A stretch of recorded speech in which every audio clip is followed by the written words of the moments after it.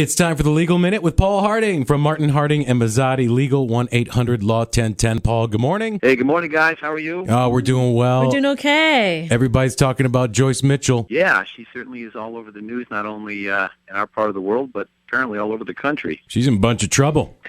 You know, oddly, yes. For the rest of us, something like this, life-changing, life-shattering for her also, but probably not the degree of trouble that most of us thought, including me, when I think about someone helping someone escape from prison. Yeah? You know, she's been charged now, and of course it took about a week or so to officially charge her, and that was certainly done to try to get as much information as they could out of her prior to her getting an attorney. Right. But, her charges are a Class D felony and a Class A misdemeanor, and my guess is, yeah, she'll do some jail time, but not a whole lot. I heard it could be 8 years and even less than that with probation.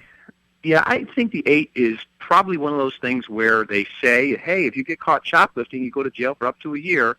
But most likely, if you don't have a criminal record, they tell you just to be good and stay, no time at all, right? Maybe pay a fine. I don't think at this point, although they'll certainly, I don't know. I don't think 8 years. I think she's going to probably do sometime around a year, maybe a little more, maybe a little less. All right. And it's just a strange thing because the statute just is not as tough as people would think. And right now, the New York State Legislature is trying to get a law together to sort of combat this. They won't get it done this year, and it wouldn't affect Joyce regardless. But they're trying to get something down the road that says, hey, if you do this should be a Class B felony. You should be really serving some hard time. All right. Now, what happens if these guys do something bad? Is she in any way responsible? Yeah, she's not, and criminally she's not. Had it happened at the time of the breakout, right? So now we've got them coming up the manhole. She's there. There's a police chase. Everyone's getting shot.